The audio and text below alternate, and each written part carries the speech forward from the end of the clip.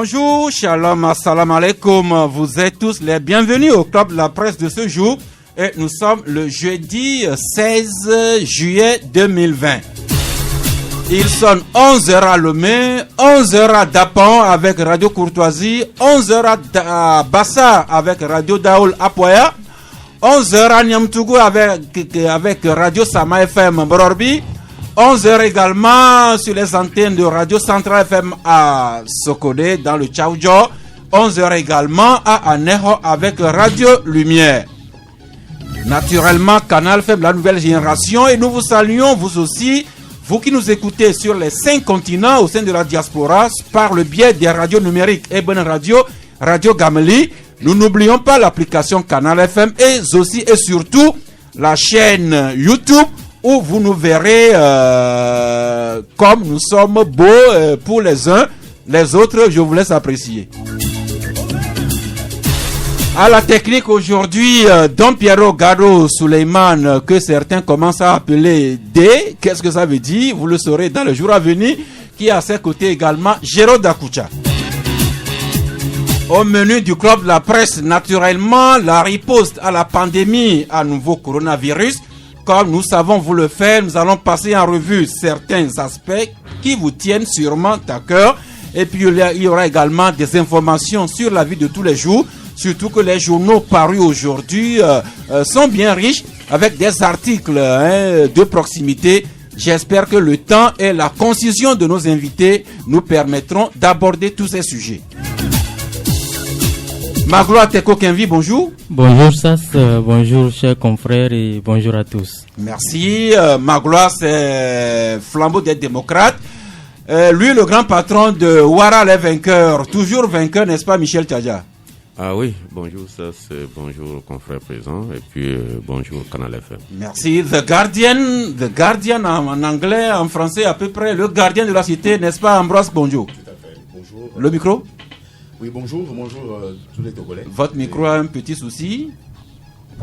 En attendant, bonjour tous les Togolais. Je voudrais profiter de cette occasion pour relater ce fait traumatisant qui vient de se produire tout à l'heure au niveau de l'école protestante, l'église protestante de Blanco-Mégan au Nisaï de Gomé, où des forces anti, ce sont pas les anti-Gankou, je sais pas, ils sont venus en nombre, tirer à balles en l'air, avec les gaz lacrymogènes, et ont malheureusement traumatisé les collégiennes, c'est-à-dire le collège protestant qui est là-bas, et les enfants du primaire, qui sont obligés de replier pour aller à la maison. Oui.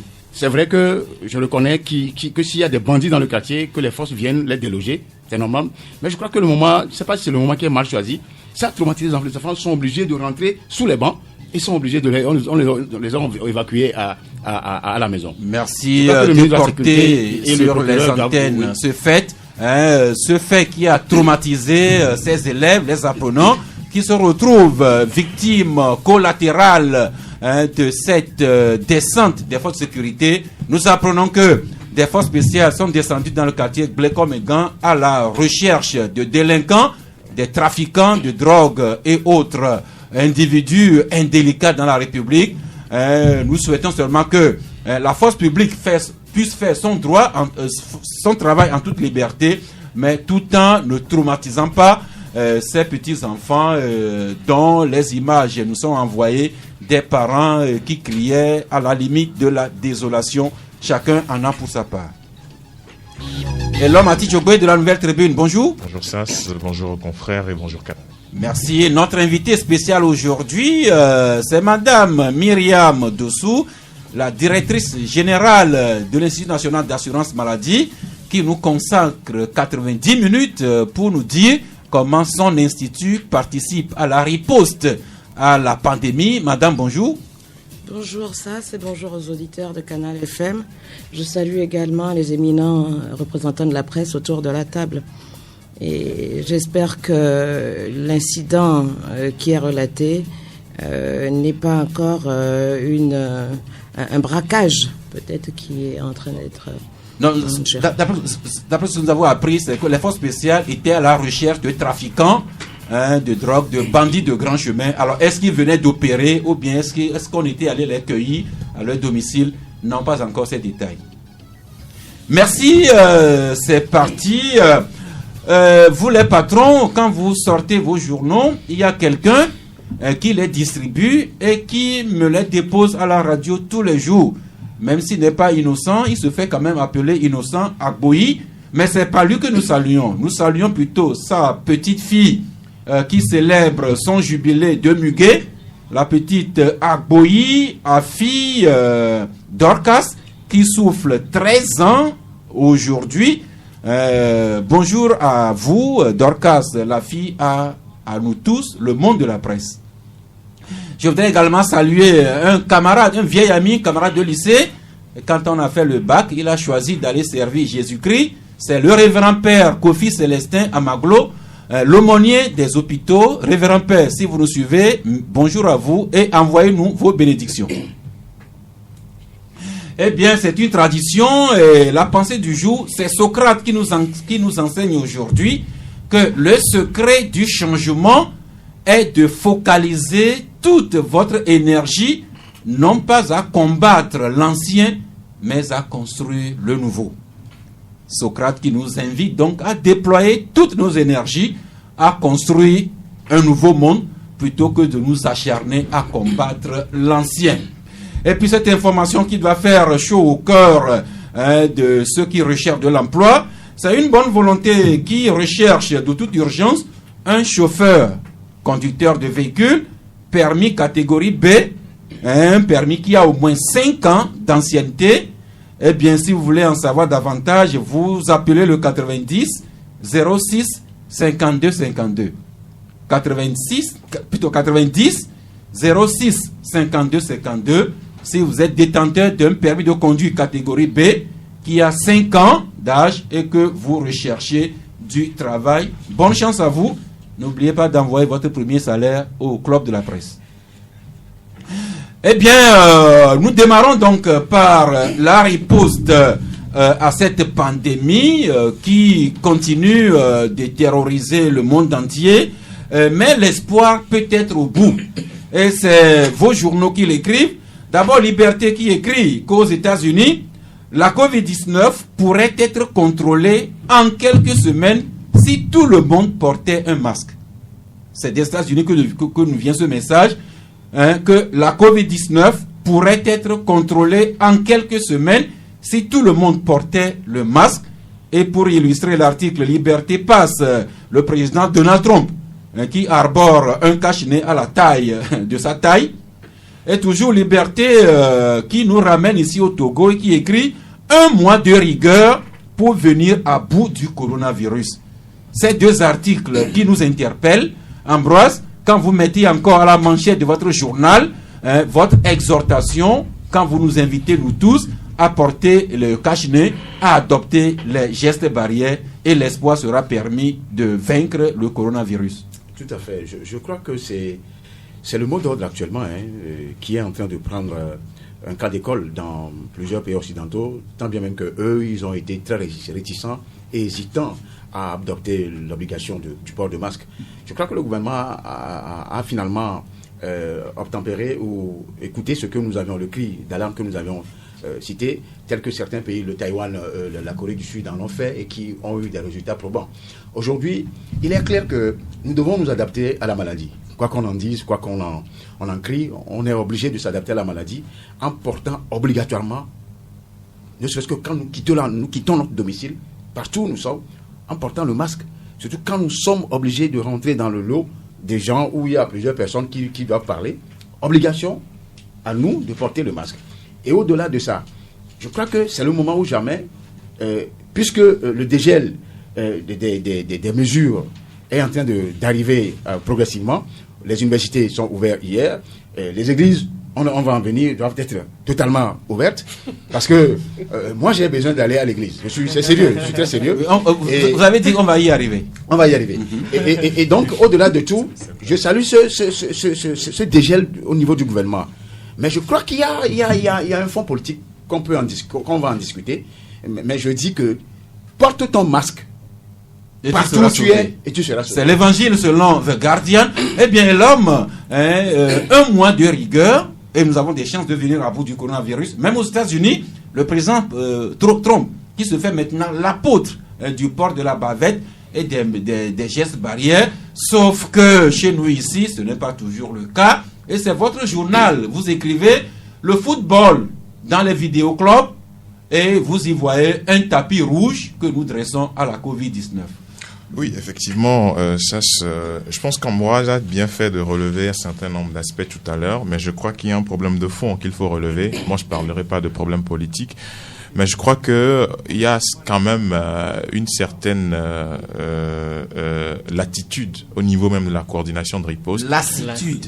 Non, lassitude, voilà, au niveau de la coordination de riposte, parce qu'on ne peut pas comprendre que du moment où le gouvernement dit que les églises sont fermées et qu'il y aura une réouverture progressive de ces églises-là, qui peut-être sont censées faire de l'éducation, de la sensibilisation des fidèles au respect des mesures barrières, qu'on se permet à côté de laisser ouvrir les vidéoclubs qui font le plein chaque week-end ou chaque semaine, où vous écoutez des gens crier à tue-tête, un peu comme quoi le Barça a mis un but, le Real Madrid a marqué, Cristiano Ronaldo a fait un dribble, et on se comporte comme si tout allait bien. Et dans tous les quartiers, c'est comme ça. Il n'y a pas de dispositif de lave-main. Personne n'a jamais pensé à leur en offrir non plus. Le port de cache-nez, c'est vrai que dans certains vidéoclubs que nous avons visités, il y en a qui ont mis, mais quand ils sont une fois qu'ils sont dans le club, ils mettent le cache-nez sous le menton ou ils mettent le cache-nez au cou. Parce que bon, quand Cristiano va dribbler, je ne pourrai pas avoir la latitude de bien crier quand je vais mettre le cache-nez et les gens ne vont pas m'écouter. Et donc, les gens sont assis un peu comme dans des boîtes de sardines, c'est côte à côte, parce que le promoteur veut faire le plein et il veut tirer le maximum de bénéfices par rapport à son match de foot. Et donc, on se demande, la force anti-pandémie qui fait un travail spécial que je salue au passage, et jusqu'à ce matin, j'en ai vu encore dans la rue en train de rappeler les citoyens à l'ordre par rapport au port systématique de cache-nez. Mais on se demande si la coordination et la force anti-pandémie n'ont pas la force ou bien ne peuvent pas faire des descentes dans ces vidéoclubs-là que nous voyons chaque jour, chaque week-end, où nous voyons des gens jubiler, mais qui se comportent comme si, bon, la maladie, c'est fini, il n'y a rien. Merci. Et donc, c'est une interpellation par rapport à cette situation, un fait de société extrêmement sérieux, parce que on ne peut pas aujourd'hui lutter contre le mal quelque part, parce que si on dit les fidèles ne doivent plus aller à l'église, bien, les pasteurs ont dit oui, on obtempère. Mais au même moment que vous dites aux fidèles de ne pas aller à l'église parce qu'ils vont faire le plein, vous autorisez des gens à aller dans les vidéoclubs, faire le plein, même plus qu'à l'église, et poursuivre un match de foot. Il y a un problème. Les vidéoclubs qui dressent un tapis rouge au nouveau coronavirus, ces vidéoclubs qui viennent s'ajouter au bar, au débit des boissons, au kiosque à Tukutu, à Sodabi ou bien à Chapalo, à l'indiscipline que nous montrons tous dans les marchés et autres lieux publics, nos comportements qui contrastent donc avec cette rigueur qui pourrait nous amener à la victoire sur le nouveau coronavirus. Riposte à laquelle nous sommes très nombreux à y participer et pas des moindres. L'Institut national d'assurance maladie qui participe à cette bataille. Madame, rebonjour. Rebonjour, monsieur Sasgaou. Eh bien, même si nous le savons, même si nous vous voyons à l'œuvre, voulez-vous nous rappeler en quoi l'INAM se sent-il impliqué dans cette bataille-là contre ce virus?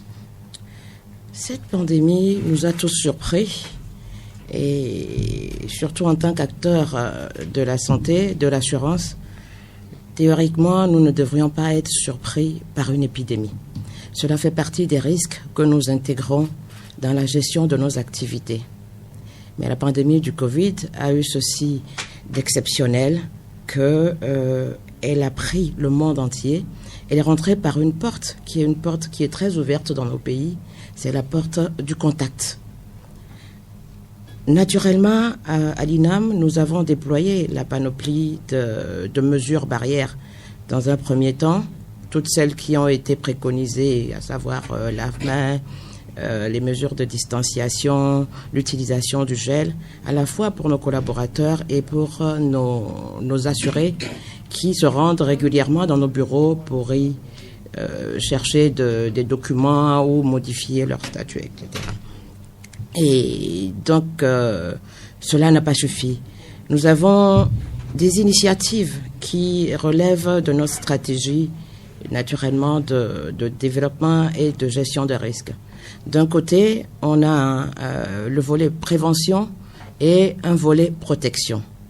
Ça, c'est le métier, c'est des leviers qui sont utilisés pour juguler les dépenses de santé ou même des dépenses pour d'autres sinistres en assurance.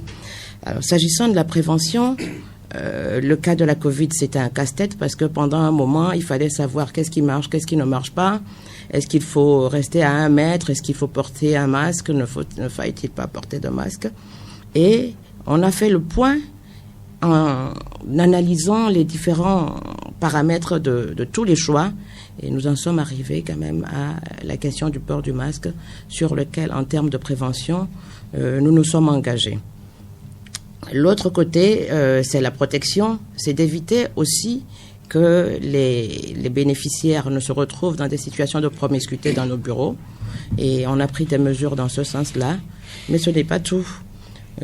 Nous sommes tout autant sur le terrain de la communication et de la sensibilisation, qui est un levier très important de lutte de bataille donc dans cette guerre de Covid. Et en même temps sur le terrain des opérations, en contribuant dans le cadre d'un modèle basé sur l'économie solidaire à rendre disponibles donc ces masques-là pour non seulement nos bénéficiaires, mais qu'ils soient accessibles pour une bonne partie de la population. Merci. Alors, on vous voit que l'INAM ne s'intéresse pas que à son personnel, à ses assurés, mais vous dans le sens de l'économie solidaire, donc de la solidarité, on vous voit un peu partout. Ça fait 4 mois que nous sommes dans cette bataille. Et Dieu seul sait quand nous en sortirons, mais à mi-parcours, quel bilan pouvez-vous nous dresser sur la participation de votre institut à cette riposte, madame? Alors, d'abord, le bilan de la participation, il est concentré autour des actions qui sont menées. C'est un bilan collectif et je pense que tout le monde contribue à sa façon et dans son périmètre, donc à lutter contre cette pandémie. Et c'est la consolidation de ces efforts qui fera qu'on ne se retrouvera pas à voir des gens crier « Oyez le Barça » dans les vidéoclubs. Plutôt le Barça qui dit « Oyez le Bayern ». Parce que c'est votre club de cœur. Donc la consolidation de ces efforts, la responsabilité de tout un chacun, c'est ça qui fait les résultats qu'on a aujourd'hui, fort aussi de l'engagement des autorités, des mesures qui sont prises de façon cohérente, je dirais réaliste et rationnelle. Et quand je dis réaliste, je citerai le cas du masque, par exemple. Pendant un moment, les gens disaient « Mais pourquoi on ne rend pas le masque obligatoire ?» Il aurait été difficile de rendre obligatoire quelque chose qui n'est pas disponible. Donc, il a fallu trouver les moyens de rendre non seulement disponibles les masques, mais qu'ils soient également financièrement accessibles à une bonne partie de la population. Donc, des décisions, des choix réalistes. C'est vrai que les paramètres de choix ne sont toujours pas connus, ni de nous, ni du grand public en général, mais on voit les résultats. Quand on regarde le Ghana, le Bénin, nos pays limitrophes, et même certains pays occidentaux, pour ne pas s'attarder là-dessus, on voit un peu comment évolue la courbe de croissance de la pandémie. La stratégie qui a été mise en place au Togo et à laquelle nous participons a permis de maîtriser l'évolution et le développement de la Covid-19 au sein de la population. Mais ce n'est pas fini. Donc, le port du masque va certainement entraîner un frein dans le développement, à condition que tout le monde s'y mette, à condition que chacun joue sa partition et que nous nous sentons tous responsables et concernés dans cette lutte contre la Covid. Et c'est vrai qu'il n'est pas toujours aisé d'interpeller quelqu'un dans la rue en lui disant « Mais pourquoi vous me parlez sans masque? Pourquoi vous faites... » Mais quand on a l'occasion et qu'on trouve des gens qui sont dans une situation qui les met en danger, là aussi, dans nos rues, dans nos quartiers, dans nos maisons, quand on va visiter les gens, quand on voit des gens au bord de la route, il faut les sensibiliser. Il faut les sensibiliser et quand on peut, il faut leur donner un coup de main. quand vous avez 2 masques et que quelqu'un n'en a pas, vous pouvez lui donner. Ça aussi, ça Ça, c'est s'appelle la solidarité. Eh bien, aussi bien dans le monde entier que ici au Togo, depuis l'OMS jusqu'aux autorités politiques qui s'appuient sur les avis des conseils scientifiques, on nous prépare à une bataille de longue haleine. Le virus est déjà dans nos sociétés. Nous devrons adapter notre vie au nouveau coronavirus. Je sais que à l'INAM, vous en êtes également informé. Alors, dans quel sens votre institut se prépare-t-il à s'adapter, son fonctionnement, ses partenaires à cette bataille de longue haleine? Nous sommes déjà engagés là-dedans. On est engagés dans la bataille. Nous avons réorganisé nos équipes. Nous avons créé de la distanciation dans les points d'accueil des assurés. Mais surtout, on a renforcé et accéléré notre processus de dématérialisation, même en utilisant des outils, je dirais, artisanaux, et pour éviter justement que les gens ne soient amenés à se retrouver dans des situations d'exposition à la Covid. Et il faudra continuer en permanence à garder la vigilance des populations, de nos assurés, de nos parents et amis sur le fait que la Covid n'est pas partie et la Covid ne partira pas de sitôt. Donc il faut à chaque fois ramener les mesures barrières et se donner les moyens. C'est vrai que sur le plan sanitaire, on est en plein dans la bataille sanitaire, on est très engagé. La plus difficile de ces batailles sera la bataille économique. Et là, vous parliez tout à l'heure d'impact de nos options. Et la bataille économique, et il faudra aussi beaucoup de solidarité. La fabrication des masques que nous avons initiée a été une opportunité pour les tailleurs et les couturiers qui étaient dans une situation où personne ne pensait à acquérir ou à se faire coudre des habits. Et donc, du coup, avec une baisse de revenus, ils ont pu avoir une activité, ils ont pu avoir des revenus, et ces revenus ont permis à certains, justement, de pouvoir payer aussi leurs cotisations d'assurance, mais d'aider leur famille à survivre. Donc, il va falloir innover, mais il faut que nous y soyons tous, qu'on soit tous engagés, et dans la réflexion, dans l'humilité, dans la tolérance, que certains n'aient pas le sentiment qu'ils ont la solution et que c'est la leur qui sera celle qui est la plus optimale. Donc travailler ensemble, oublier les points de divergence sur des sujets beaucoup plus ordinaires et s'engager, car, disait quelqu'un, que je ne citerai pas, nous sommes en guerre. Et la guerre n'est pas terminée. Nous sommes en guerre, la guerre n'est pas terminée, la guerre est très loin d'être terminée. Nous devons tous resserrer nos rangs, cindre nos reins, resserrer nos rangs également dans la solidarité, mais également à la discipline, à la rigueur, à nous appliquer aux mesures que préconisent les autorités sanitaires et politiques sur avis des conseils scientifiques. Un peu de discipline individuelle et collective et le salut sera à bout. Mais madame l'a dit, le nouveau coronavirus, mais nous devons quand même continuer à vivre. Et le Togo qui se renormalise progressivement. Hier, c'est le monde universitaire qui a repris le chemin des facultés, des écoles. Demain, vendredi, nous allons reprendre le chemin de nos mosquées, temples et lieux de culte, ce qui amène Flamme des démocrates à chanter à gorge déployée Alléluia. Bien évidemment. Ben, vous l'avez dit, ça c'est évidemment depuis un moment, le gouvernement mène une lutte assez hardie contre la maladie à coronavirus. Et à un moment donné, tout le monde, on a compris qu'il fallait commencer par apprendre à vivre avec la maladie. Et ensemble, ils ont travaillé du côté du gouvernement, du côté des organisations religieuses à faire en sorte que les lieux de culte et églises entre-temps fermés soient réouverts. Et donc, aujourd'hui, la seule chose qu'on peut dire, c'est que demain vendredi, ça va être la grande rentrée, même si c'est de façon progressive. on va retourner encore sur les lieux de culte. Et comme naturellement dans la vie de tout croyant, quand Dieu vous fait quelque chose de grand, de sublime, on crie tout simplement Alléluia.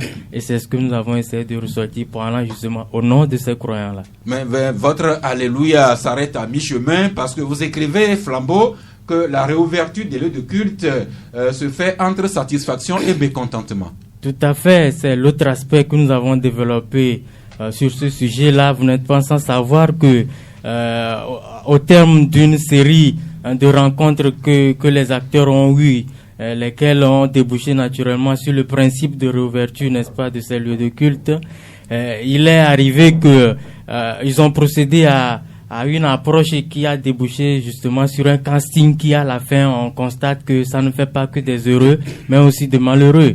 Des heureux au rang desquels on cite naturellement la conférence des évêques du Togo, par exemple, l'Église catholique, qui se réjouit naturellement de cette décision-là, qui salue tous ceux qui ont travaillé à ce que nous puissions en arriver là, et d'informer, n'est-ce pas, la communauté catholique au Togo que la reprise des activités, c'est sur dimanche prochain.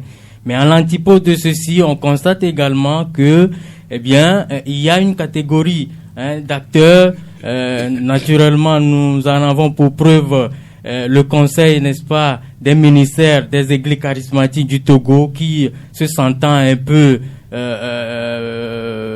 mis à côté, a notifié cela clairement au ministre de l'administration territoriale pour lui faire comprendre que le casting n'était pas ce qu'ils espéraient. Donc, au lieu de procéder à un retour sélectif au lieu de culte, ils préféreraient que quand le gouvernement, en tout cas, décidera un jour que la situation est tellement avancée que tout le monde puisse retourner au lieu de culte et que eux, ils décideront d'y aller. On comprend derrière une certaine frustration que les gens ont exprimée. C'est ce que nous avons ressorti dans notre papier aujourd'hui, que c'est vrai, on se réjouit que ça va reprendre, mais il y a aussi, à côté de ceux qui se réjouissent, ceux également qui se sentent un peu lésés dans cette approche. Mais nous disons, pour conclure, que normalement, ça devrait pas être cela. Si vraiment la lutte était à un niveau assez spirituel, on devait comprendre, même si c'était une seule mosquée qui a rouvert,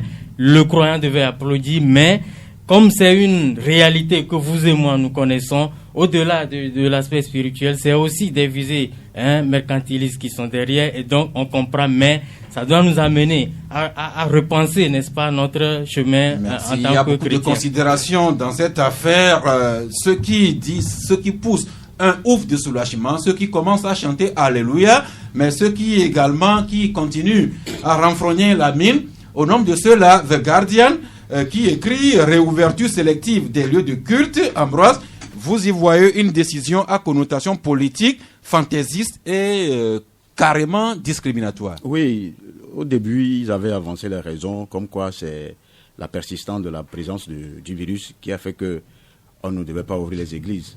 Mais au même moment, on a vu comment les gens s'agglutinent au marché d'Aguanivé et d'Aïdogomé. Au même moment, on a vu hier comment la rentrée a commencé au niveau des universités avec une amphithéâtre qui est souvent remplie par 2000 personnes. On ne sait pas comment ils vont gérer ça. À ce niveau-là, les responsables des enseignants supérieurs ont pris l'engagement de faire respecter les mesures barrières dans leur institut et école. Si le respect des mesures barrières doit être la règle et non l'exception, je crois qu'en principe, on devait ouvrir les églises. Ce ne sont pas des sots. Ceux qui sont tu m'excuses, ceux qui sont le clergé, les responsables d'église aussi sont intelligents pour pouvoir respecter et faire respecter les mesures barrières par leurs fidèles. Donc moi je me dis que politiquement cette décision apparaît comme une décision politique et sérieusement sélective parce que les églises ne sont pas contiguës. Moi mon église par exemple se trouve là où on a tiré ce matin et au même moment dans la configuration, dans le principe même de l'installation des églises au niveau des catholiques et des protestants, il y a une distance, soit 2 km, 500 mètres. Les églises ne sont pas contiguës. Mais là, qu'est-ce qui justifie cette décision-là? Comme quoi il ne faut pas ouvrir. Au même moment, les gens qui seront à la maison seront obligés de se replier sur les églises, le peu qui est ouvert. Vous voyez ça? Et en même temps, je me dis, là, il y a une stabilisation de la maladie et que le dégel est en train d'aller progressivement. Pourquoi maintenant faire une sélection pour discriminer les autres? C'est une discrimination. Et j'ai l'impression aussi que c'est pour créer un conflit, pas créer une certaine confusion au sein même des églises. La preuve, le conseil dont tu parles, eux ils disent qu'ils ne vont carrément pas ouvrir.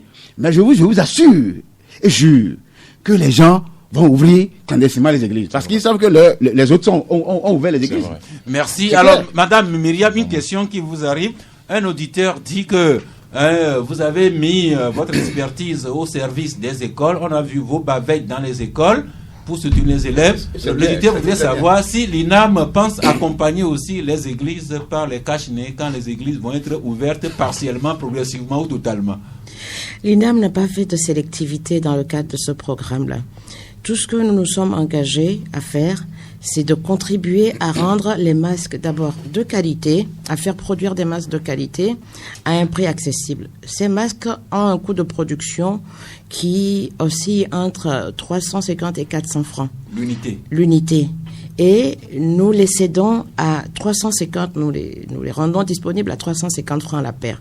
Je pense que il y a de bonnes âmes. C'est 350 francs par bavette, mais vous cédez deux cache-nez pour 350 francs. Pour 350. Deux, pourquoi? Parce que il faut en avoir deux pour pouvoir laver un le soir ou le changer au cours de la journée et ne pas être obligé de rester des fois sans cache-nez parce qu'on est en train de stériliser son cache-nez.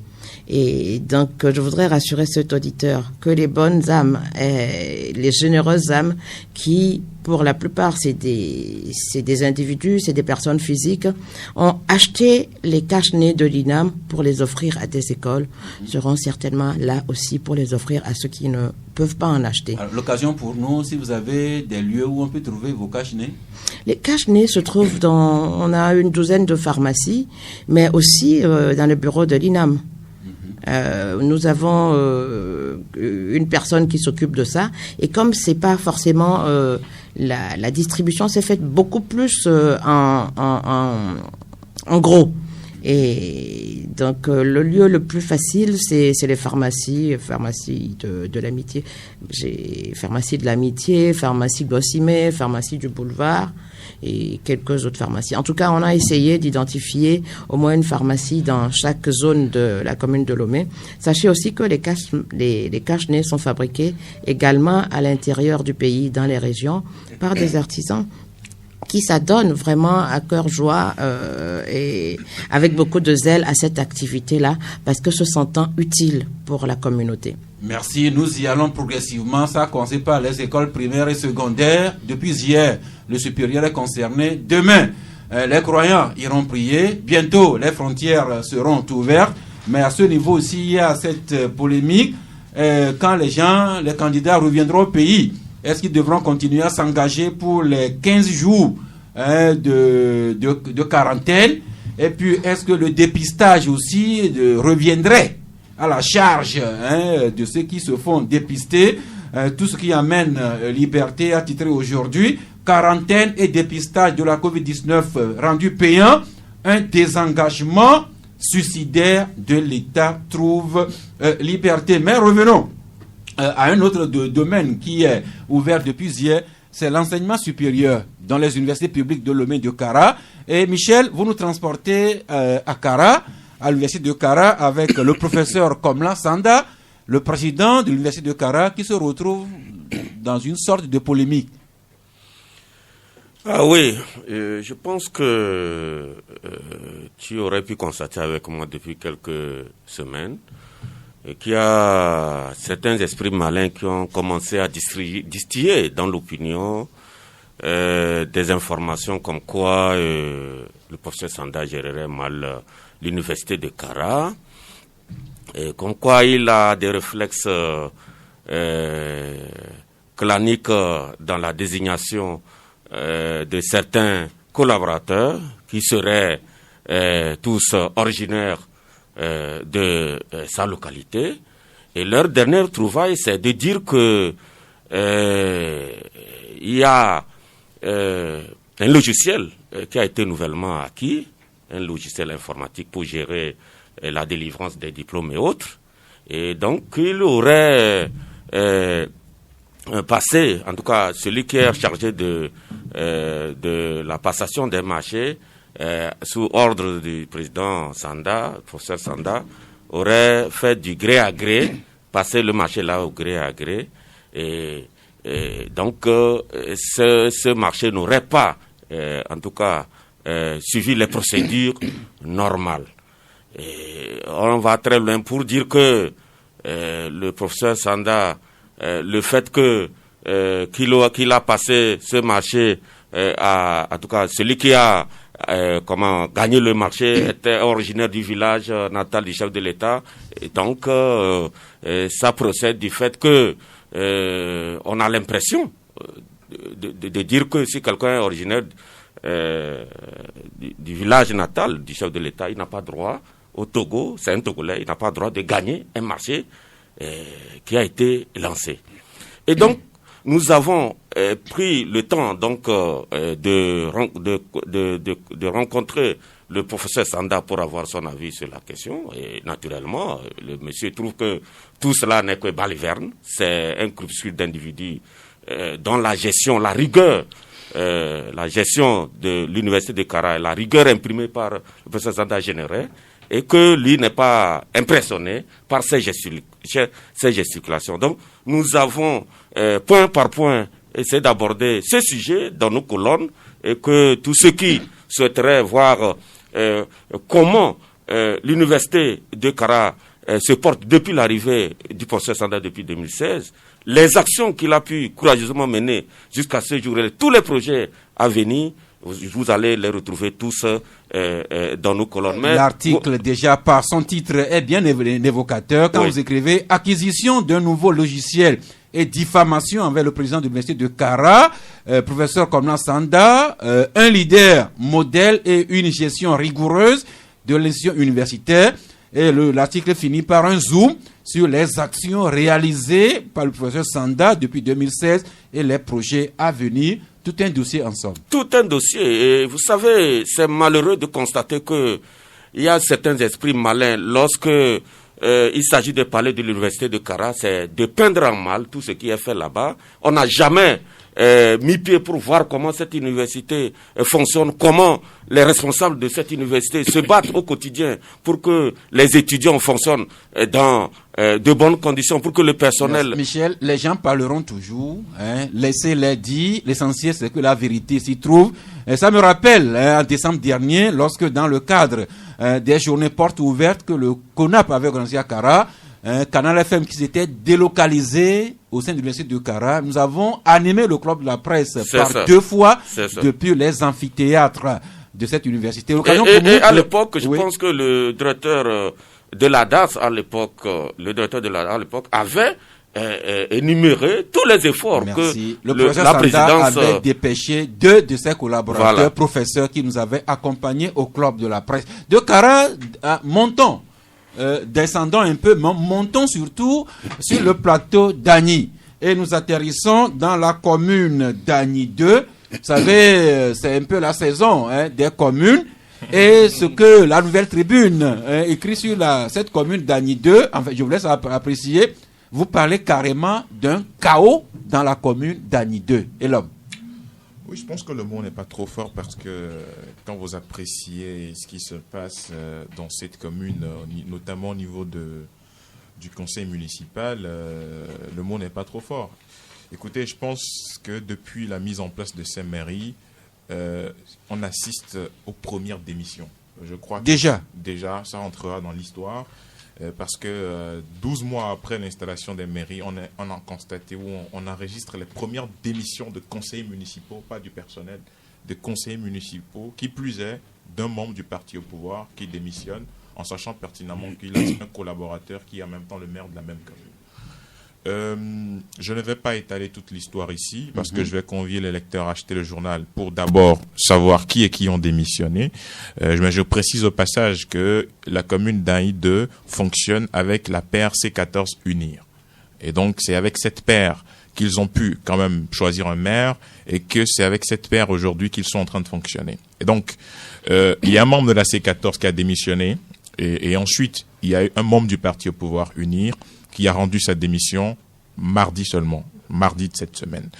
Le malaise est profond et c'est suite notamment à une tournée d'un émissaire du gouvernement accompagné des membres du parti au pouvoir qui sont allés échanger avec les conseils municipaux qui sont membres du parti Unir dans cette localité, à savoir 3 de la commune d'Agny 1, 2 3 plutôt de la commune d'Aï 2, ça fait 6 au total, et ils ont échangé avec eux et pour aplanir les divergences, et c'est suite à cette discussion que le maire, ou bien le conseil municipal plutôt, du parti au pouvoir, qui est membre de la commune d'Aï 2, a rendu son tablier suite à une première démission du représentant de la coalition des Capotes. Le mal doit être vraiment assez profond pour que les gens démissionnent à peine 1 an qu'ils ont été élus. C'est pourquoi je vous ai dit tantôt que le mot n'est pas trop fort. Il s'agit d'une situation des plus graves parce que la commune d'Aï 2, pour tous ceux qui connaissent même Daï, savent que c'est une commune qui semble être oubliée. D'abord, un problème d'infrastructure se pose. Il n'y a pas de route pour aller dans la localité et il n'y a pas même d'école. Il y a des gens qui sont à Daï qui vont à l'école au Ghana. Et donc, il y a un problème d'assainissement même dans la zone. Et ça fait que aujourd'hui, on a comme l'impression qu'ils vivent sur une autre planète. C'est-à-dire que les gens vont au village, mais on ne sent pas en réalité l'effet de développement que ça occasionne. Oui, les problèmes donc, à cette région, on peut les imaginer. Mais est-ce que ce sont ces problèmes structurels qui amènent les gens, les élus municipaux à démissionner, ou bien leur démission vient du fait des problèmes internes même de leur commune? C'est des démissions, des problèmes internes, c'est-à-dire des problèmes de personnes d'abord. C'est-à-dire que depuis l'installation des mairies, on a relevé plusieurs problèmes et on a parlé de la commune Agou 2 ici, à Palimé toujours. C'est pas Palimé, c'est Agou. C'est Agou plutôt, où voilà, à quelques kilomètres de Palimé, où le maire se comporte comme le DG d'une entreprise privée. Et donc le problème se pose dans plusieurs mairies. Quand vous interrogez les maires ou des conseillers municipaux, mais même à Lomé ici, il y a une commune où des gens ont écrit une lettre commune au maire pour dénoncer sa gestion qui est faite de la commune. Et donc, il faut que le ministère de l'administration territoriale, c'est pour ça que dans notre papier, nous avons précisé les 10 recommandations pour une gestion efficiente des communes. D'abord, 1, les gens ne maîtrisent pas la loi sur la décentralisation. 2, les gens ne savent pas à qui il faut rendre compte, parce que les maires se comportent comme des potentats, excusez-moi entre guillemets. Le maire ne peut pas aujourd'hui, parce que si le gouvernement a permis ou a favorisé l'organisation des élections locales, c'est dans le but de décentraliser et de permettre une gestion concertée et efficiente. Maintenant, si depuis là, on constate que des maires se transforment en super ministres, super patrons, qui décident de tout et de rien, sans même associer les autres membres du conseil, on ne peut qu'assister à ce genre de choses. C'est là où nous interpellons le ministre de l'administration territoriale pour définir une conduite claire.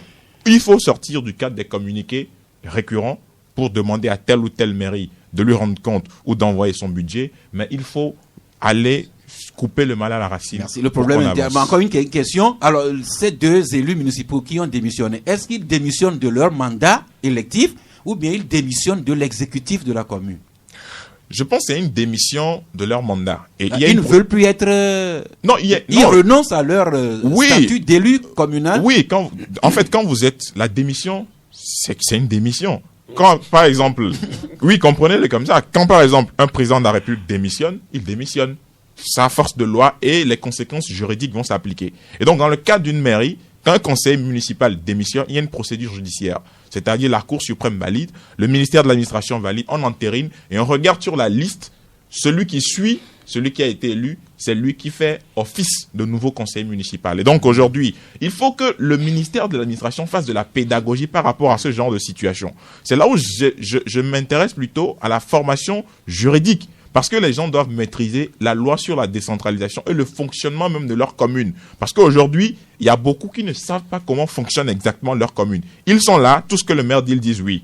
Tout ce que le maire fait, ils disent oui. Donc, il y a un grand travail de pédagogie à faire. C'est un chantier, une certaine indulgence. Nos dernières élections dataient de plus de 30 ans. Et surtout, nous assistons à une communalisation intégrale du territoire. Tous les hameaux, tous les villages sont aujourd'hui, mais on peut comprendre que c'est vraiment quelque chose de nouveau et que les gens doivent se donner et la peine et la patience d'apprendre au jour le jour. Madame Myriam Dossou, si je me rappelle, vous étiez sur une liste lors des dernières élections municipales dans Golfe 4. Golfe 4, oui. Vous avez été Golfe élu 4, vous-même? nous avons la chance d'avoir autour de la table des gens qui connaissent au moins les règles, pour la plupart, pour une bonne majorité, les règles élémentaires de gestion. Et on apprend au quotidien aussi, comme dit et l'homme à s'approprier les lois sur la décentralisation et leur opérationnalisation, la façon de les vivre. C'est vrai qu'une mairie, ce n'est pas une entreprise privée. Et c'est monsieur l'homme qui le dit, qu'il y a des maires qui gèrent leur commune comme des directeurs généraux d'entreprises privées. Il n'y a pas de mal à ça si on parle de la rigueur, de la structuration et des méthodes avec lesquelles on gère les entreprises privées. Mais il y a ce paramètre qui est important dans la gestion d'une mairie. Quand on dit commune, c'est qu'il y a quand même une gestion collégiale, collective, dont on doit pouvoir rendre compte collectivement. Mais quand on prend les décisions, souvent tout seul, ça peut être compliqué. Alors, une question personnelle. Est-ce que vous-même, Myriam Dosso, est-ce que vous siégez à la commune Golfe 4? Je suis élue à la commune Golfe 4, donc naturellement je devrais siéger à la commune Golfe 4 et non à la commune Golfe 5. Donc dans la mesure du possible, participer aux réunions, on le fait quand l'agenda le permet. Merci. Oui, Michel. Et l'agenda le permet avec cette situation du Covid. C'est vrai que on est plus dans la sensibilisation, dans la guerre. Il n'y a pas longtemps, on a assisté à la fin de la session trimestrielle de Golfe 4. Actuellement, sûrement suite à la sortie par voie de communiqué de certains conseillers, les élus de la commune Golfe 5 sont en session. Laissons-leur le temps, la sérénité de poser leurs problèmes et d'y trouver solution. Oui, Michel? Non, je pense que sûrement, il y aura d'autres conseillers qui vont démissionner ailleurs. Parce que, comme on l'a dit, je pense que les gens, l'idée que les gens avaient derrière la tête avant d'embarquer sur des listes, au finish, ils voient que ce qu'ils pensaient, ce qui doit se faire, c'est comme entre le jour et la nuit. Les gens avaient des idées que je serais conseiller ou je serais maire pour faire ceci, alors que l'administration a des règles, il y a des lois qui doivent s'appliquer. Et maintenant, les gens désenchantent, vous voyez. Les gens ont commencé à désenchanter et j'ai l'impression que d'ici 6 ans, beaucoup vont jeter l'éponge parce que ils sont progressivement en train de comprendre que c'est beaucoup plus difficile qu'ils le croiraient. Et donc, je vois aussi du côté du ministère de l'administration territoriale, je pense que les formations qui ont été faites à l'endroit donc des maires et conseillers, je pense que ces formations ne sont pas suffisantes. Il y a des gens qui vraiment ne maîtrisent pas grand-chose jusqu'à ce matin. Il va falloir les remonter les bretelles parce que sinon, la gestion même des mairies risque même de poser plus de problèmes qui n'en existait. Oui, Michel, on peut toujours accuser l'administration, mais les partis et les listes indépendantes qui ont positionné les candidats, quel casting... Ils avaient leur programme. Ils ne savaient le pas programme, d'accord, mais quel casting ils avaient fait sur le profil des hommes et des femmes qu'ils avaient positionnés? Et puis, en tout cas, d'une manière générale, j'ai l'impression que on a trop émietté aussi cette affaire de commune. Ça pose problème. Ici. Oui, on a trop émietté, ce qui fait que actuellement c'est difficile d'avoir les impacts, en tout cas l'impact de l'action des communes. Ça ne se sent pas. 6 ans après, que les gens ne soient pas surpris que les populations les tournent le dos, parce que les résultats ne suivent pas ce qu'on nous a dit. C'est une nouvelle expérience, un peu d'indulgence, c'est une expérience. Oui, mais on ne va pas les applaudir chaque matin parce que ils sont. Non, je pense que c'est une responsabilité à leur niveau, ils doivent l'assumer. Le problème, je pense qu'on ne peut pas survoler le problème. C'est un problème de fond. Aujourd'hui, il y a des maires qui se battent par rapport à la délimitation de leur territoire. Juste à Lomé ici, vous avez Golfe 1, Golfe 2, Golfe 3, Golfe 4, votre Golfe 5. Il y a des maires qui font le tour de la ville et ils identifient les bâtiments. Et il regarde la carte. Est-ce que ce territoire-là, ça ne couvre pas? Est-ce que ce bâtiment... Non, je suis sérieux. Oui, c'est vrai. Est-ce que ce bâtiment-là, est-ce que c'est sur mon territoire ou pas? Est-ce que sous nous, par exemple, c'est pas sur mon territoire? Il regarde la carte et puis après, il écrit un courrier à son collègue de golf de l'autre côté pour lui dire que, bon, entre-temps, là, le territoire, là, ça couvre telle partie du bâtiment. Et donc, votre territoire couvre l'autre partie du bâtiment. Et on amène cette affaire à la préfecture. Mais c'est extrêmement grave. Mais est-ce que les gens sont là au service de la communauté ou sont là pour se servir. Et la chasse des marchés, les marchés aussi. Deuxième chose, Oui. à l'intérieur du pays, il y a des communes dans lesquelles un conseil municipal s'est permis de porter plainte contre un maire. Je suis en train de dire quelque chose de sérieux. L'affaire a été... C'est quelle commune? Je cache Vous d'abord... avez commencé... Non, vous allez lire ça prochainement. Je ne peux pas faire de développement. Je dis, il y a un conseil municipal qui a porté plainte contre le maire d'une autre commune dans la même localité. Et l'affaire s'est transportée à la justice. Parce qu'entre-temps, la personne avait une entreprise qui est installée sur le territoire du maire. Et le maire lui a écrit un courrier pour lui dire, en tant que conseiller municipal de l'autre commune, de commencer à payer les taxes. Et le monsieur a dit, non, je ne peux pas payer les taxes par rapport à mon entreprise fixée sur votre territoire. L'affaire a été transportée à la justice. Et à ce stade où je suis en train de parler, l'affaire est toujours pendante devant la justice. Donc, si le ministère de l'administration territoriale ne peut pas couper le mal à la racine, qu'on nous le dise. Parce que si ces communes aujourd'hui qui sont devenues, entre guillemets, je dis, des potentats, c'est dangereux pour la décentralisation. Merci, sujet intéressant, mais souffrez qu'on aille à d'autres sujets. Mais restons toujours au sein du ministère de l'administration territoriale. Et Magoula, c'est votre journal qui l'écrit, que obtenir le récépissé pour son association aujourd'hui, c'est plus qu'un chemin de croix. Oui, ça c'est un constat qu'on fait, et ça beaucoup d'associations vont vous le témoigner. Nous nous sommes intéressés au sujet, évidemment nous avons fait nos recoupements, et vous pouvez imaginer que il y a des associations aujourd'hui au Togo qui se sont enregistrées officiellement depuis 2015, ça fait 5 ans qu'ils évoluent sans récépissé.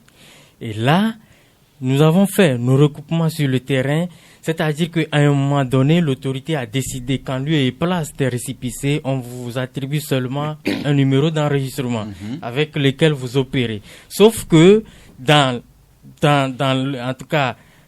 les actions des associations, il se fait que vous êtes limité dans vos actions. Vous ne pouvez pas ambitionner porter certains projets si vous n'avez pas, par exemple, un compte bancaire. Les partenaires sont exigeants sur un récépissé en bonne et due forme. Justement, et sans récépissé également, aucune association ne peut ouvrir un compte bancaire. Alors que et ça pénalise les associations. Et depuis, on ne dit rien d'officiel. Nous avons essayé dans le cadre de ce dossier et essayer de joindre l'autorité, notamment le ministre. Nous ne sommes pas arrivés à l'avoir au téléphone. Néanmoins, dans nos recoupements, il nous a été dit officieusement que pour un certain nombre de raisons géostratégiques, l'autorité a décidé de surseoir à l'attribution des récépissés jusqu'à nouvel ordre. Mais alors, si tel est le cas, il faut l'officialiser. Il faut le dire publiquement. Il faut le dire publiquement. Et en donner les raisons. Bien évidemment. Or, on ne le dit pas. Des gens font des va-et-vient. Ministère de l'administration territoriale, leur siège et tout. Et on leur dit, le dossier est en instruction jusqu'alors. 5 ans. Par d'autres dossiers, on parle de 6 ans. Alors, nous disons, c'est bien, l'autorité, en tout cas, a tout le pouvoir de décider de comment gouverner le pays parce que justement c'est de son rôle. Mais quand il y a une menace derrière et que vous avez pris des actions conséquentes, il faut le dire aux partenaires pour qu'ils savent comment s'opérer. Encore une fois, voilà. Reddition de comptes sur la transparence de la façon dont nous sommes gouvernés. Les dossiers de ces associations, on devrait pouvoir les trouver dans 5 ans, dans 10 ans. Ça entre dans les archives. Et c'est votre journal qui écrit encore une fois, Bibliothèque, Archives nationales, un patrimoine carrément délaissé. Voilà encore un autre problème. Juste en 30 secondes, Magoula. Oui, en 30 secondes. Voyez-vous, comme vous savez, que ce soit la Bibliothèque nationale ou les Archives nationales, ces deux institutions-là constituent donc une véritable mémoire pour toute nation. Et ils ont, en tout cas, la forme d'une institution à la fois culturelle et pédagogique, mais il s'est fait que chez nous au Togo ici, on ne sent véritablement que nous avons ces deux institutions.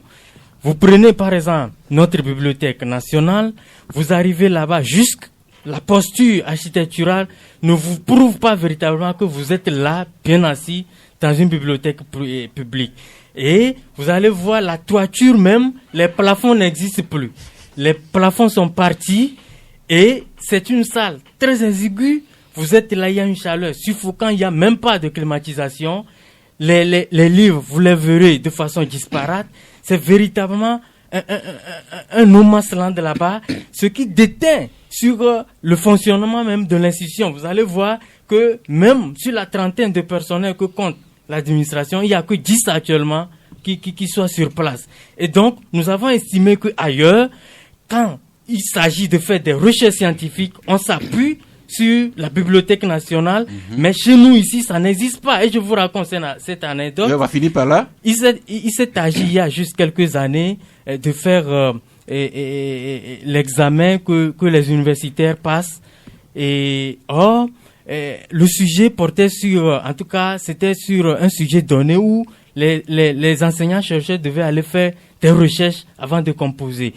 Des gens ont pris des billets d'avion, ils sont partis en Europe, d'autres dans d'autres pays du continent. Ils ont composé. Ceux qui n'avaient pas les moyens se sont repliés sur notre bibliothèque ici. Le hasard a fait que ceux qui étaient restés ici ont trouvé la réponse là-bas. Alors que ceux qui ont pris des billets d'avion pour aller faire de grandes recherches ailleurs sont revenus bredouilles. C'est pour dire que nous avons la recherche chez nous, mais il va falloir les rendre propres. La problématique pour que ça de puisse conserver la mémoire nationale par la Bibliothèque nationale et les archives. Le week-end dernier, on a vu le président de la APLUSIA, il avait organisé un forum dans le cadre de la célébration de la Journée mondiale de lutte contre la corruption, ce qui amène The Guardian, vous vous intéressez à lui, et The Guardian parle aujourd'hui du président de la APLUSIA. Ambroise? Oui, de sa démission, c'est pratiquement une démission. Vous savez, c'était lors de la journée internationale de la lutte contre la corruption. C'est une conférence de débat qu'il a organisée. Et il a fait une déclaration. Nous avons espoir que le chef de l'État ne tardera pas à siffler la fin de la récréation par une déclaration forte contre l'impunité et en faveur d'une tolérance zéro des actes de corruption et d'infractions assimilées. Là, vous citez le président Ouiaou. C'est lui que nous citons ainsi pour vous dire que c'est pratiquement une démission. Le titre même de l'article en est invocateur. Pour vous dire qu'en réalité, on vous a confié une mission. Autant vous faites la mission. Maintenant, le monsieur se réfugie derrière le chef de l'État. Alors qu'aujourd'hui, il y a 26 milliards qui ont disparu des caisses dans le cadre de la construction de la route Lomé-Enfant-Vaughan. En plus de cela, il y a les 600 millions de la CAN, mais il y a un dossier qui couvre actuellement, ce qui fait que lui, là, carrément esquivé ce dossier, le dossier à Jackly, le Petrogate. Il a esquivé. Donc, pour lui, on est là seulement, on est là, on nous a créé, on est là. Alors qu'il y a des gros poissons qui sont là, qui n'arrivent même pas à pêcher. Mais il a commencé par l'un des gros poissons en souhaitant que le chef de l'État fera la déclaration publique. Sa mission n'est pas de souhaiter. Sa mission est d'aller débusquer ceux qui sont les gros poissons, qui pillent la République, qui pillent les ressources, les deniers publics. Ils sont nombreux dans ce pays. Ils sont nombreux. Et c'est justement dans ce cadre-là que nous disons que le monsieur, il peut faire son travail. Pourquoi il se réfère au chef de l'État? Merci. Alors, il y a aussi Liberté qui revient sur cette cérémonie qui écrit « Déclaration de patrimoine au Togo ». Alors, Liberté nous cite les personnes concernées par cette déclaration, la date butoir, les sanctions encourues éventuellement, en somme, tout sur la loi organique. Et Liberté rappelle que Faure Gnassingbé a jusqu'au 2 août 2020 pour s'y conformer, pour déclarer publiquement. C'est bien. Il y a un dernier article qui est très important. Oui, nous sommes aujourd'hui le 16 juillet, d'ici le 12 août. Il faut de temps, on va écouter aussi Michel rapidement. Je voulais dire que par rapport à APLUSIA, je pense que dans l'opinion ou ce que Ambroise a évoqué, je pense que c'est comme ça, nous tous, ceux qui ne connaissent pas les missions de APLUSIA pensent. Mais en réalité, APLUSIA est là pour faire les enquêtes, et si elle fait les enquêtes et réunit en tout cas les éléments nécessaires, elle envoie le dossier au procureur de la République. C'est ce qu'elle a fait dans le dossier Lomé-Vaughan et le dossier de la CAN. Participation du Togo à la CAN. Voilà. La APLUSIA n'a pas une brigade d'intervention comme au Sénégal pour aller arrêter qui que ce soit. Il faut que le gouvernement dote l'institution. Le gouvernement veut vraiment, si APLUSIA n'est pas faite pour les beaux yeux de la communauté internationale, c'est que le gouvernement doit doter la APLUSIA des des dispositions fortes pour agir. Et là, il faut que mon confrère Ambroise sera satisfait. Sinon, pour le moment, comme vous prenez la loi sur laquelle fonctionne la police, elle n'a pas prérogative à agir comme le pense Ambroise. C'est ça le problème. C'est un dernier article qui est aussi à la une. Évoquez ça rapidement. C'est par rapport à la dépravation en milieu scolaire, dépravation sexuelle. Nous disons qu'il y a nécessité de ramener le bâton. Et bizarrement, quand nous avons publié l'article sur les plateformes, beaucoup ont validé ça. Il faut ramener le bâton. Nous, on a été sanctionnés et corrigés par le bâton. C'est ce qui a fait de nous ce que nous sommes aujourd'hui. Au moins, on a appris à l'école. Ambroise, d'autres vous diront qu'ils n'ont pas été corrigés. Je suis désolé parce que ces droits de l'homme-là, le blanc veut détruire ce que l'Africain a construit. Merci. C'est un débat je suis pas d'accord. Le bâton, il faut ramener le bâton. Merci. C'est un débat qui est à court toute cette semaine. C'est très Alors, sérieux. Madame Myriam, vous manifestez l'intérêt de prendre la parole. Sur la dépravation des mœurs, je pense qu'il est temps que nous tous nous sentons interpellés par cette question-là. Nous avons une culture, nous avons des valeurs, nous avons des traditions. Nous ne pourrions pas rester à voir les choses se dégrader ainsi. En tant que mère de famille, je pense qu'on a un rôle et il faut se remettre en question. On a une mission, un rôle important à reprendre. C'est vrai que le travail prend du temps. C'est vrai que toutes les thématiques de promotion du genre ou de réussite de la femme peuvent prendre le pas sur l'éducation des enfants. Mais l'éducation confiée à l'école, aux enseignants, ils doivent aussi jouer leur rôle et qu'on leur donne les moyens. Nous pourrons revisiter nos pratiques et, comme disait monsieur, s'il le faut, si cela s'avère nécessaire, si c'est le bâton qui va être la solution, en tout cas trouver des mécanismes de coercition pour nos enfants qui rentrent en cohérence avec notre culture. Merci. Souffrez qu'on suspende là parce que nous empiétons déjà sur le temps des auditeurs. Juste le temps que nous soufflions un moment. L'actualité est riche et aujourd'hui nous avons fait l'effort de faire le tour de quelques sujets et maintenant nous vous passons le relais pour nous enrichir. La technique m'annonce Johannes en ligne, bonjour. Bonjour. Oui. Le premier sujet c'est par rapport au président de l'Université de Kara. Oui. Quand je prends le journal de Unis, concernant l'affaire qu'il a évoquée, quand je prends son journal et que je veux savoir exactement ce qu'il en est, et que je me rends compte qu'il y a deux parties qui s'affrontent, je vais utiliser le terme qui s'affrontent. Mais dans le journal, je me rends compte qu'il a seulement donné la parole à une seule partie et tire la conclusion. Bon, je me demande, est-ce qu'il y a manifestation? On peut savoir exactement ce qu'il en est sans donner la parole à l'autre partie. Bon, est-ce que l'objectif, c'est juste pour défendre le président de l'Université? Au-delà de petits commentaires que le confrère, vous avez pris connaissance de son article dans son intégralité? C'est lui-même qui a commenté son article. Non, répondez à ma question. Lui, il a annoncé juste le titre. Non, je vais lui répondre. Non, c'est monsieur que... Non, s'il vous plaît, Michel. Je vais lui répondre. Non, doucement. Non, je suis là, je ne suis pas encore parti. Doucement. Alors, Johannes, répondez à ma question. Vous avez lu l'article intégralement? Je n'ai pas encore lu l'article. Okay. Non, maintenant, Michel va vous répondre. Est-ce que le commentaire qu'il a fait est différent? Johannes, Michel va vous répondre. Oui, je pense que...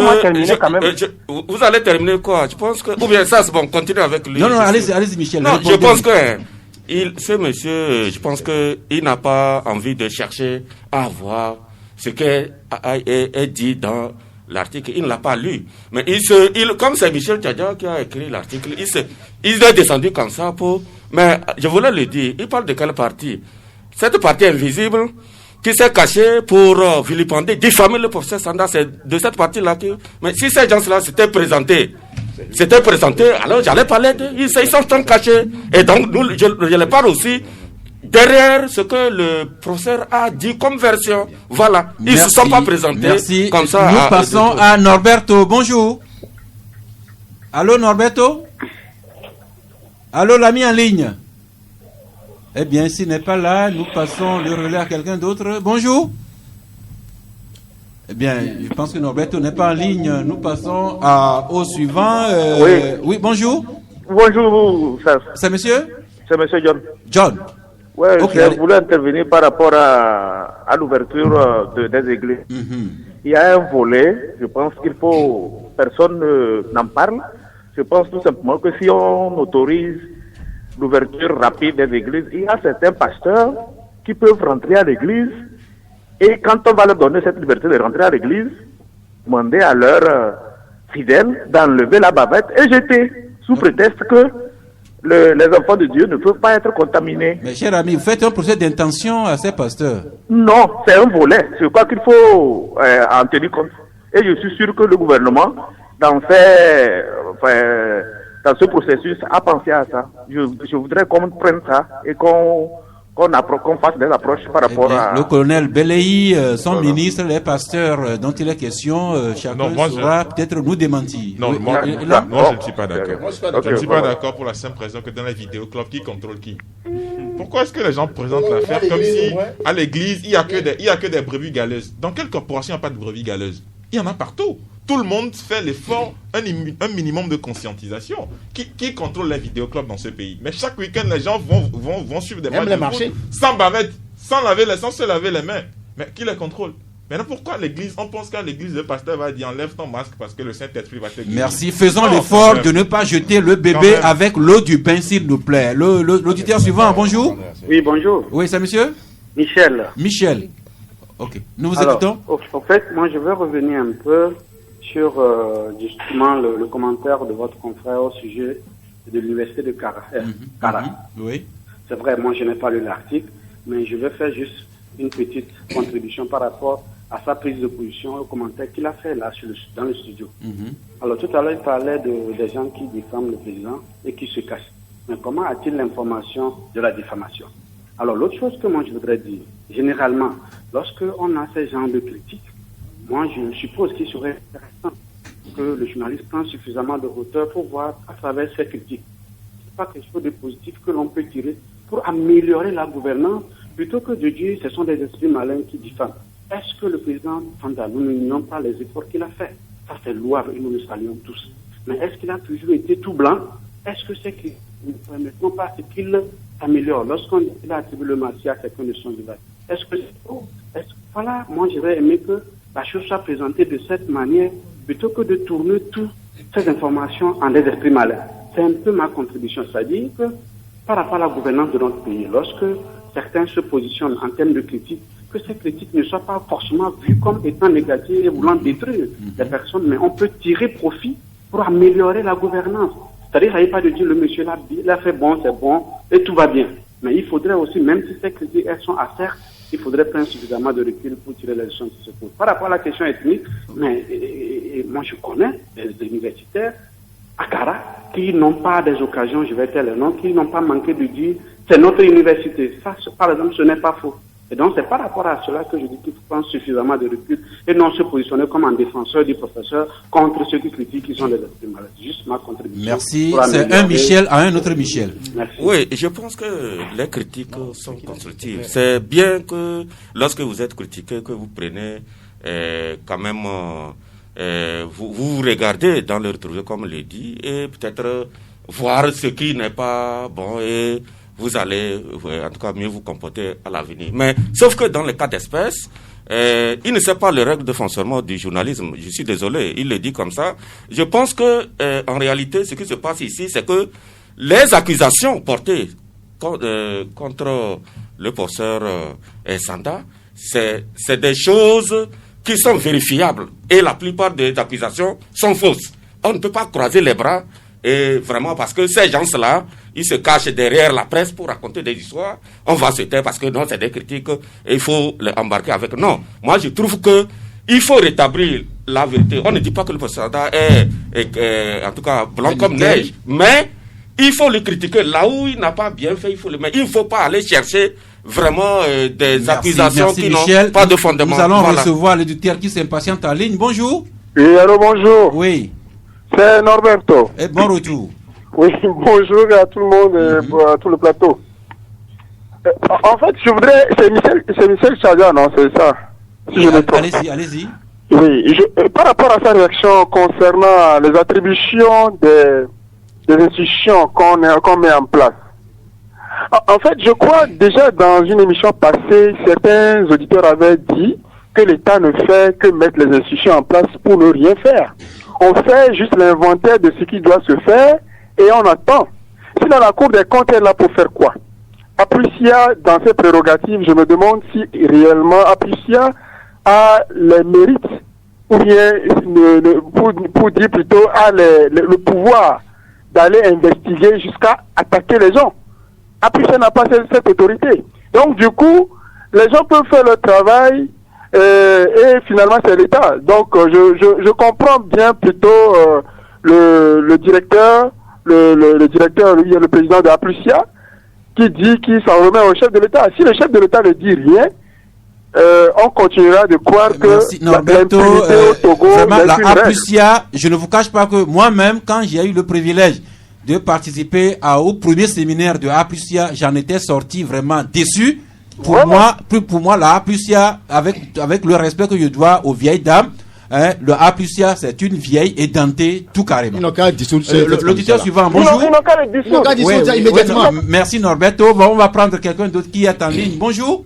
Bonjour. Oui, Pelé. Oui, allez-y. Le plateau. Oui. Bon, c'est pour intervenir aussi pour l'Aplicia. Je vous ai Il n'y a pas d'autres sujets qui pourraient vous intéresser? Non, ça c'est très important. C'est là où on pille l'État.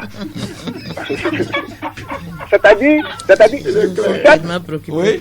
cette structure-là, c'est pour embrouiller la population. Vous voyez, déjà, c'est-à-dire, on ne peut pas savoir dans une république qui fonctionne normalement avec la justice, on crée une commission pour faire quoi? On crée une commission, il faut dissoudre la justice. Qu'est-ce que la justice fait? Le président a dit, il a déjà fait l'enquête pour savoir si c'est une minorité qui s'accapare. Qu'est-ce que la justice, qu'est-ce que la commission, la puissance va faire? Monsieur Tchandi a dit que la puissance c'est pour faire une enquête. Quelle enquête? Le président de la République a déjà fait l'enquête qu'il y a une minorité qui s'accapare la richesse. Merci, le Pelé. président de la... Attendez. Merci, Pelé. Non. Ça... Oui, Pelé, vous avez déjà dit ce que vous pensiez. Il y a d'autres qui s'impatientent en ligne. L'ami Komi, bonjour. Bonjour, le plateau. Oui. J'ai des questions à madame et une analyse. Allez-y rapidement, nous sommes talonnés par le temps. Oui, sur Aplicia, moi je pense que j'ai déjà posé la question au président de l'Aplicia pour dire est-ce qu'il peut couper la branche d'arbre sur laquelle il est assis. Et vous avez répondu quoi? Il n'a pas pu répondre. Ok. Donc moi je pense que c'est un regroupement fait pour inquiéter tous ceux qui veulent sortir du parti politique au pouvoir et les emmener lorsque quelqu'un veut sortir de la tête de l'eau. Merci. Ça, c'est votre réflexion. Allez-y rapidement aux questions. Nous sommes ne pas le temps, s'il vous plaît. Oui, je sais, mais je termine comme ça. Allez-y rapidement à la question. Sinon, je vous couperai. C'est une question de temps, s'il vous plaît, Komi. Je prends ça en compte. Madame, est-ce qu'il est de la prérogative de l'INAM de faire coudre des masques pour soulager la peine de la population? Est-ce que ça rentre dans votre responsabilité sociétale? Et si cela est avéré ainsi, est-ce que tout se fait dans les règles de l'art, dans l'attribution des marchés publics? Merci. Merci, Komi. Merci de m'avoir compris. Nous sommes ensemble. Madame. Merci, Komi. Je crois que j'ai répondu rapidement à la question en disant, vous savez, dans notre métier d'assureur, on a deux leviers. La prévention et la protection pour éviter les dérives de coûts. Dans le cadre de la prévention, s'agissant spécifiquement de la COVID-19, nous avions identifié le port du masque comme l'une des mesures barrières efficaces. Si vous suivez l'actualité scientifique, vous comprendrez que 2 personnes sur 100 qui portent un masque, ça ne résout pas la question de la contamination. Donc, il faut à peu près 60% de la population qui porte des masques pour que cela soit efficace.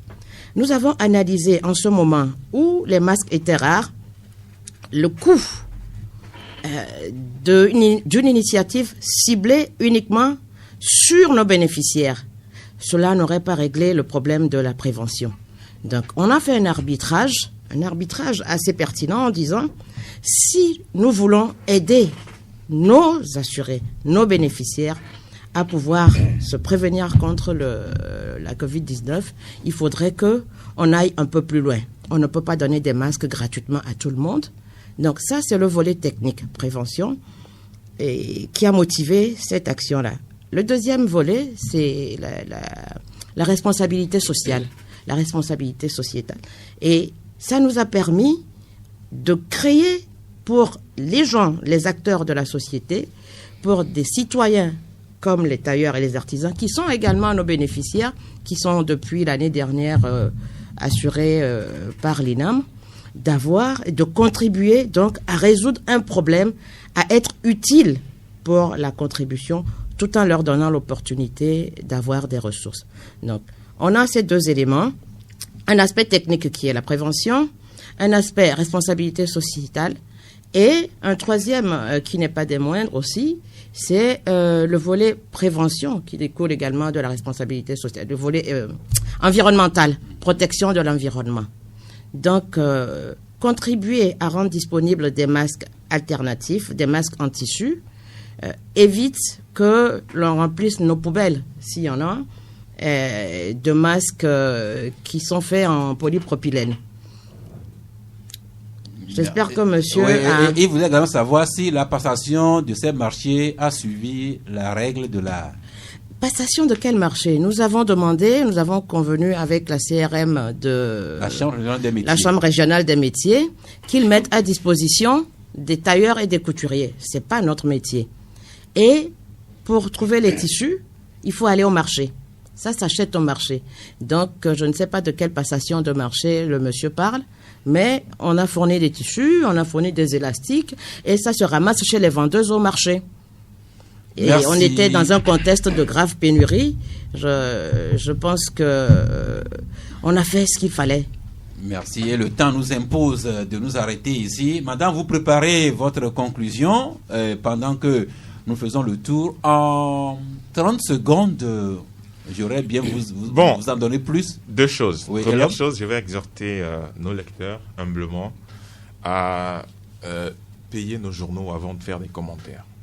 Je suis direct et rigoureux envers moi-même et je ne permettrai à aucun moment, que ce soit le journal d'Ambroise Ponjo, que ce soit le journal de Michel, que ce soit mon journal, nous ne sommes pas là ici pour exposer nos journaux comme on les fait sur des pupitres. Et donc, si quelqu'un veut faire un commentaire, qu'il le fasse après avoir lu le contenu de chaque article, s'il vous plaît. Deuxième chose, moi, ce n'est pas parce que la directrice est là, mais je salue l'INAM par rapport à l'initiative qu'elle a prise en aidant les chambres régionales de métiers par rapport aux tailleurs.